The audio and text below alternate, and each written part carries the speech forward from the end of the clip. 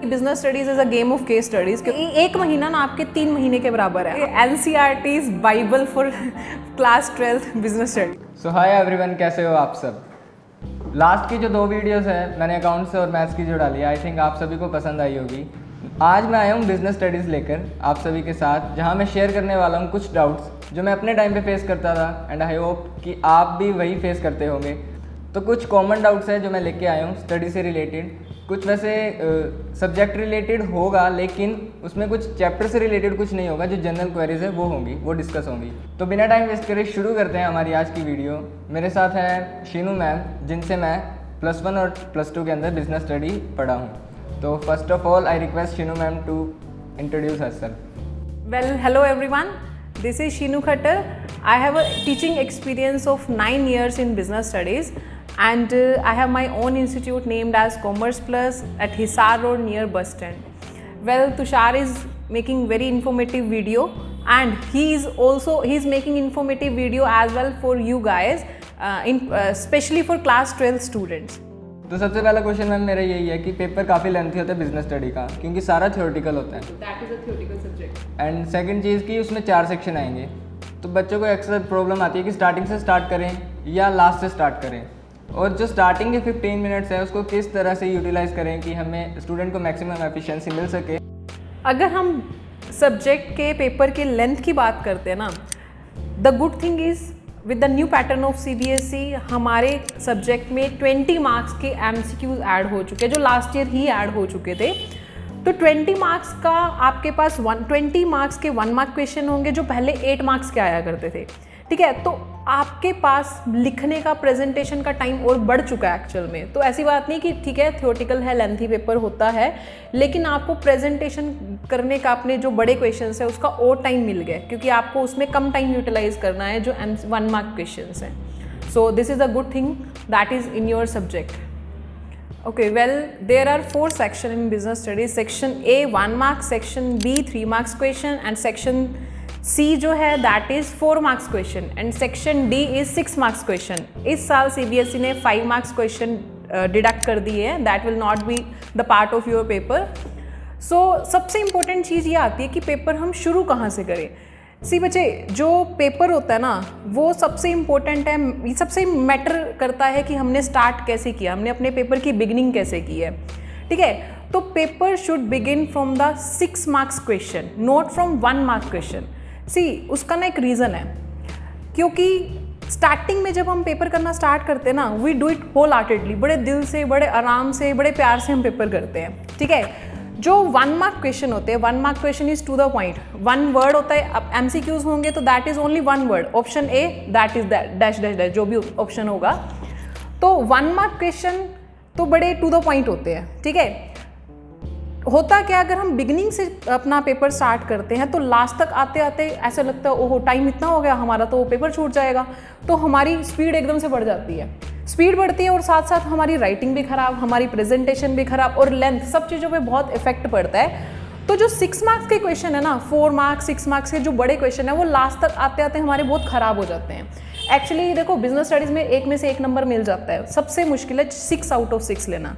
क्योंकि देखो, अगर आपको 80 आउट ऑफ 80 चाहिए, 75 अबव चाहिए, तो 6 मार्क्स क्वेश्चन को अटेम्प्ट करना सबसे इंपॉर्टेंट चीज़ होती है। तो इसीलिए we should begin from the 6 marks question, section D, क्योंकि स्टार्टिंग में ही आप अपना जो प्रेजेंटेशन है वो इतनी अच्छी दो कि सामने वाला आपके पेपर को देख के ही आपको जज कर पाए कि how well you are going to do your paper. So we should always begin with the section D 6 marks question, क्योंकि शुरू में जो एनर्जी होती है ना हमारे पास पेपर करने की, और बड़े आराम से करते हैं, तो हमारी प्रेजेंटेशन भी बहुत अच्छी होती है। So that's it. एंड हाँ, मोस्ट इम्पॉर्टेंटली 15 मिनट्स को कैसे यूटिलाइज करें, दैट इज़ मोस्ट इम्पॉर्टेंट।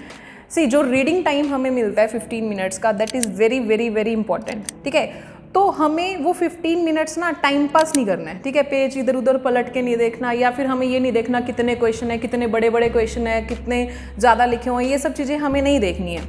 हमें उन 15 मिनट्स को यूटिलाइज करना है, ये डिसाइड करने में कि हमें सेक्शन में कौन से क्वेश्चन को स्टार्ट करना है। ठीक है, क्योंकि sometimes there will be choice also in some questions. तो 15 मिनट्स में आप ये भी डिसाइड ज़रूर करना कि 2 ऑप्शंस हैं, तो हम कौन सा क्वेश्चन अटेम्प्ट करेंगे पेपर में जो ज़्यादा बेटर तरीके से आप प्रेजेंट कर सकोगे। तो अपने 15 मिनट्स उसको यूटिलाइज करना है। एंड केस स्टडीज़ के लिए आप लोग क्या करोगे, take your pencil and 15 minutes में आप केस स्टडीज़ को अच्छे से पढ़ोगे कि इसमें आइडेंटिफाई क्या करना है, और कुछ इंपॉर्टेंट अगर चीज़ आपको लग रही है तो उसको अंडरलाइन करोगे। तो 15 मिनट्स आपको इस तरह से यूटिलाइज करने हैं। तो 15 मिनट्स के अंदर एक तो क्वेश्चन सिलेक्ट कर लो और एक गो थ्रू कर लो पेपर से कि क्या पूछा हुआ है, क्या आप सिलेक्ट करके एक्चुअल में प्रेजेंट करने वाले हो। ऐसा ना हो कि नेक्स्ट 3 आवर्स के अंदर आप सोचने लगो, क्योंकि फर्स्ट 15 मिनट्स में और नेक्स्ट 3 आवर्स के अंदर सिर्फ हमें लिखना है। मैम इसी के साथ नेक्स्ट क्वेश्चन है कि NCERT कितनी ज़रूरी है, क्योंकि अभी भी काफ़ी स्टूडेंट्स हैं जो NCERT पे फोकस नहीं कर रहे। सिर्फ उन्हीं स्टूडेंट्स को पता है जो पास आउट हो चुके हैं कितना रोल प्ले करती है NCERT। Yes. Actually, if I would say NCERT is Bible for class 12 business studies.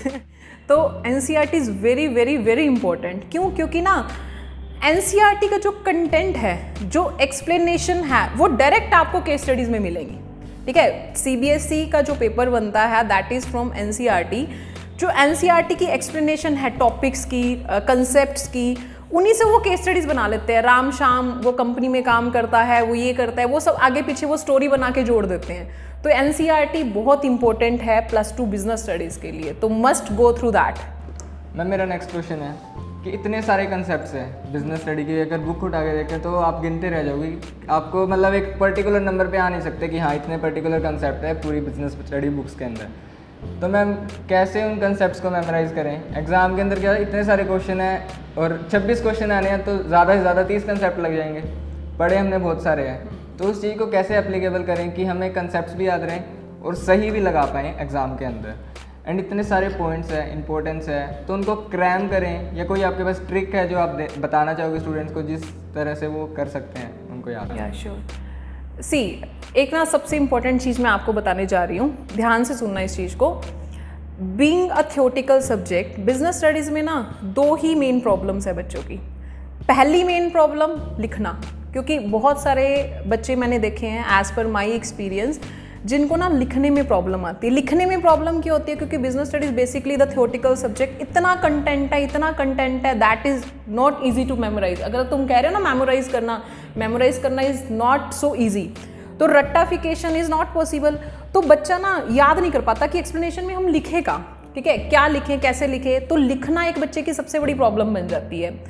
And second सबसे मोस्ट इंपॉर्टेंट प्रॉब्लम आती है केस स्टडीज़। ऑब्वियसली 2 ही प्रॉब्लम्स है, लिखना एंड केस स्टडीज़ को सोल्व करना। बट सॉल्यूशन बिल्कुल आसान है। इफ़ आई से दोनों प्रॉब्लम्स का सिर्फ एक ही सॉल्यूशन है, that is clarity of concepts. Concepts बहुत इंपॉर्टेंट होते हैं। अगर आपके कंसेप्ट क्लियर नहीं है तो आप लिख भी नहीं पाओगे और आप केस स्टडीज़ भी नहीं आइडेंटिफाई कर पाओगे। ठीक है, अब बात ये भी आती है कि कंसेप्ट्स बहुत सारे हैं बिजनेस स्टडीज़ में। एक कोई ऐसा नहीं है कि 20 कंसेप्ट हैं, 25 हैं, 30 हैं, वो फिर भी आसान हो। तो बात ये है कि कंसेप्ट्स तो बहुत सारे हैं। तो उसका सॉल्यूशन क्या है? जब भी हमें कोई भी चीज़ करनी है, अंदर की सारी एक्सप्लेनेशन आप नहीं मेमोराइज कर सकते हो, नहीं याद कर सकते हो, तो आपने क्या करना है, कंसेप्ट के साथ की टर्म्स को अटैच करना है। हर कंसेप्ट की ना कुछ की टर्म्स होती हैं, कुछ की वर्ड्स होते हैं, तो आपने उन चीज़ों को ज़रूर याद रखना है। जैसे बड़े सिंपली मैं आपको एग्जांपल देती हूँ, जैसे मैनेजमेंट है, ठीक है। मैनेजमेंट के अंदर की कंसेप्ट्स क्या है? मैनेजमेंट एक प्रोसेस, एफिशिएंसी और इफेक्टिवनेस, ये 3 चीज़ें हैं जो इंपॉर्टेंट है। जैसे हम कोऑर्डिनेशन की बात करते हैं, कोऑर्डिनेशन जहाँ आगे it means you are talking about synchronisation, integration and all that, ठीक है। अगर हम बात करेंगे डेलीगेशन की, डेलीगेशन में वॉल्यूम ऑफ वर्क और बर्डन की बात आ जाती है। तो एज सच तो हमेशा हर कंसेप्ट के साथ ना कुछ कीवर्ड्स होते हैं। तो बेस्ट वे क्या है कंसेप्ट्स को समझने, कंसेप्ट्स को याद रखने का, या किसी भी पॉइंट को याद रखने का, एक्सप्लेनेशन को याद करने का, कि उसको की टर्म्स के साथ अटैच करो। आप लोगों ने एक कंसेप्ट याद करना है, नाम उसका, और उसके साथ एक कीवर्ड ज़रूर अटैच करना है, तो आपके लिए याद करना बहुत आसान हो जाएगा। That is a solution. तो concept clarity is most important, क्योंकि बिना कंसेप्ट क्लैरिटी के आप लोग ना तो लिख पाओगे, ना ही आप आइडेंटिफाई कर पाओगे। एंड रट्टाफिकेशन बिल्कुल नहीं करनी है आपको, क्योंकि रट्टाफिकेशन अगर आप करोगे तो you will not be able to solve the case studies. तो क्योंकि business studies is a game of case studies, क्योंकि इसमें सारा कुछ केस स्टडीज़ में ही आता है ज़्यादातर। इवन कि अगर आप 1 मार्क क्वेश्चन देखोगे, MCQs देखोगे, that will be also in the form of case studies. तो तो इसलिए रट्टाफिकेशन नहीं करनी है, कंसेप्ट क्लैरिटी करो और कंसेप्ट क्लैरिटी को याद कर, कंसेप्ट को लर्न करने के लिए उसके साथ कीवर्ड्स और की टर्म्स अटैच करो, तो आपको याद करना थोड़ा इजी रहेगा। सबसे पहले मतलब कि कंसेप्ट्स क्लियर होने चाहिए कि जो पूछ रहे हैं उसका मतलब क्या है। जब तक मतलब नहीं पता होगा तो आप रट्टा भी नहीं लगा सकते। मैम नेक्स्ट बात आती है कि अप्रैल आ चुका है, सैम्पल पेपर पर काफ़ी बच्चे शिफ्ट हो चुके हैं, काफ़ी नहीं भी हुए, होना चाहिए क्योंकि ये लास्ट मंथ रह गया, होना चाहिए। जो शिफ्ट हो चुके हैं उनके माइंड में एक डाउट आता है, यार सैम्पल पेपर करने हैं, रफली करें या प्रॉपर प्रेजेंटेशन के साथ करें 3 घंटे लगा के, या फिर सैम्पल पेपर होने चाहिए, बस काम हमारा ये कि सैम्पल पेपर कंप्लीट हो, ये नहीं मैटर करता कि आप 3 घंटे लगा के कर रहे हो या सीधा ओरली रीड कर रहे हो। तो आप क्या सजेस्ट करोगे, कौन सी अप्रोच हमें अपनानी चाहिए इस मंथ में आगे? सी एक्चुअली क्या आता है, ये लास्ट मंथ है ना, तो लास्ट मंथ में बच्चा ना बहुत ज़्यादा प्रेशर में है। प्रेशर में क्यों है? हर सब्जेक्ट टीचर अपना अपना कह रहा है, इकोनॉमिक्स का सैम्पल पेपर करो, अकाउंट्स टीचर कह रहा है अकाउंट्स का रोज एक सैम्पल पेपर होना चाहिए, बिजनेस स्टडीज़ मैथ्स का टीचर कह रहा है मैथ्स का सैम्पल पेपर डेली करो। सो बच्चा इतने प्रेशर में होता है ना, so it is not possible कि आप 3-3 घंटे लगातार हर सैम्पल पेपर 3-3 घंटे लिख के करो, ठीक है। तो अगर आप 5 से 7 सैम्पल पेपर कर लेते हो ना, वो मोर देन इनफ है, पूरे कंप्लीट 3 आवर्स की सिटिंग में, जिसमें आप अपना टाइम नोट करो, आप अपनी ये देखो कि प्रेजेंटेशन अपने टीचर से चेक करवाओ कि मैंने ये प्रेजेंटेशन कैसे करी है इस पेपर की। हाँ, बाकी कुछ 5 to 7 पेपर आप पूरे कंप्लीट सोल्व करो, एंड अदर देन दैट बाकी आप जितना हो सके उतने रफली सोल्व करके मैक्सिमम सैम्पल पेपर की प्रैक्टिस करो, क्योंकि उसमें कंबाइंड क्वेश्चन आते हैं, ठीक है। क्योंकि बिजनेस स्टडीज़ के एग्जाम में आपको पार्ट ए और पार्ट बी अलग नहीं होगा, पार्ट ए और पार्ट बी के क्वेश्चन कंबाइंड होंगे। और वैसे भी बिजनेस स्टडीज़ में कंसेप्ट्स पूछे जाते हैं, और पूरी बुक में कंसेप्ट्स बहुत सारे हैं, जिसमें आपको डायरेक्ट बोल दिया जाता है identify the concept of management, identify the concept of financial management. तो इसमें डिफिकल्टी आती है, इसलिए प्रैक्टिस करो, मैक्सिमम सैम्पल पेपर करके रफली करो, और कुछ सैम्पल पेपर आप 3 आवर्स की प्रॉपर सीटिंग में भी कर सकते हो।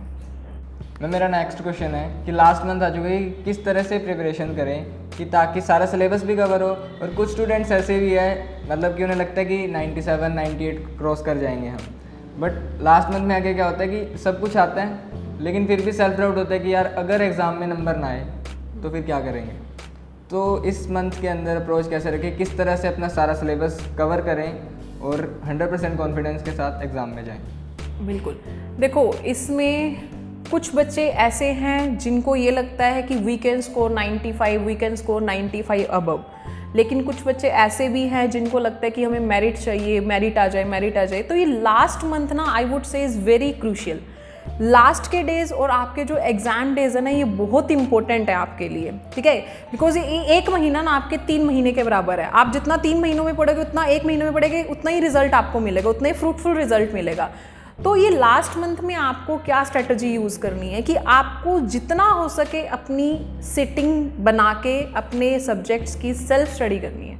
मोस्ट इंपॉर्टेंट है। देखो आपके टीचर ने आपको पूरा साल पढ़ाया है, teacher is there to guide you, teacher is there to clear your concepts, teacher is there to take your doubts. तो टीचर ने अपना काम कर लिया, और इस साल तो वैसे भी 1 साल से ऊपर हमें हो चुका है। हमने अप्रैल में क्लासेस स्टार्ट की थी और 1 साल से भी ज़्यादा ऑलमोस्ट हो गया है। तो आपके पास इनफ टाइम आपके टीचर ने दे दिया, अब ये आपको टाइम खुद के लिए खुद यूटिलाइज करना है। तो टेक योर टाइम। आप लोगों ने सारे कंसेप्ट देखो, अब वो बच्चे जिनको कंसेप्ट्स क्लियर है, ठीक है, वेरी गुड। अगर आपको कंसेप्ट्स क्लियर है सारे, तो आपने क्या करना है, उन कंसेप्ट्स को और स्ट्रॉन्ग करना है, ठीक है, और रीडिंग करनी है, माइंड मैपिंग करनी है आपको। You can use mind mapping, जिसमें आप क्या कर सकते हो, हर चैप्टर की माइंड मैपिंग करके जो अपने पॉइंट्स हैं, कंसेप्ट्स हैं, और स्ट्रॉन्ग कर सकते हो। लेकिन ऑफ कोर्स कुछ ऐसे बच्चे भी होंगे जिनको अभी तक ये लगता है कि हमारे कंसेप्ट्स क्लियर नहीं है। तो clear your concept, have time for your self study, take doubts from your teacher, और जितना हो सके सबसे पहला काम ये करो कि अपने कंसेप्ट्स क्लियर करो जिनको क्लियर नहीं है, और जिनको क्लियर है वो प्रैक्टिस करो इंडिविजुअल चैप्टर की केस स्टडीज़ की। और जब आपकी इंडिविजुअल चैप्टर की केस स्टडीज़ की प्रैक्टिस हो जाए, then go to the sample paper. Step by step ही आपने मूव करना है to prepare for your exam. और ये लास्ट मंथ प्लान करो, जितना हो सके अच्छे से इसको प्लान करो, because planning is most important and self study is most important in this last month. तो यहाँ पे यही आ रहा है कि स्टेप बाय स्टेप जाओ। अगर स्टेप बाय स्टेप चढ़ोगे तो आराम से कवर भी कर पाओगे, अगर सीधी चौथी सीढ़ी पे चढ़ोगे तो गिरोगे।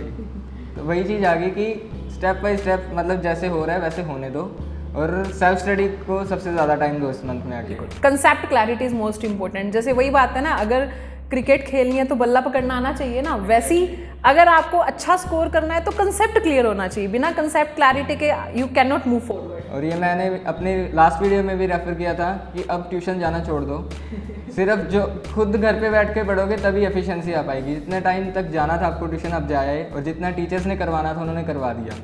अब सिर्फ खुद पे उनके ऊपर है कि आप कितना रिजल्ट लेके आते हो, क्योंकि एक साल बहुत ज़्यादा होता है और लास्ट मंथ अगर आप खुद को दे देते हो तो डेफिनेटली आप काफ़ी अच्छा स्कोर करोगे। Be in touch with your teachers, just take homework from them. उनसे काम लो कि मैम हमें क्या करना है, सर हमें क्या करना है, काम लो और उनको रिपोर्ट देते रहो। Definitely it will help you a lot.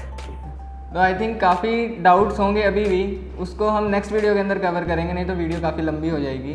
तो मैम यहाँ पे इस वीडियो को एंड करते हैं। नेक्स्ट वीडियो में कुछ ऐसे डाउट्स हैं जो हमें एग्ज़ाम के पॉइंट ऑफ व्यू से लूँगा मैं आपसे, और काफ़ी स्टूडेंट्स को भी प्रॉब्लम आती है कि एग्ज़ाम में जब बैठे हैं तो उस टाइम किस तरह से चीज़ों को हैंडल करना है। तो आई थिंक आपको काफ़ी अच्छी लगी होगी वीडियो, और अगर अच्छी लगी है तो फ्रेंड्स के साथ ज़रूर शेयर करना जो आपकी क्लास के अंदर है, क्योंकि काफ़ी हेल्पफुल वीडियो होने वाली है उनके लिए। क्योंकि ज़रूरी नहीं है कि जो आपका डाउट नहीं है वो उनका भी नहीं होगा। तो ज़्यादा से ज़्यादा शेयर करो, लाइक करो एंड चैनल को सब्सक्राइब करो। And sure your subscription will help you a lot, as he is making a very good videos for you guys, and especially for class 12th commerce students.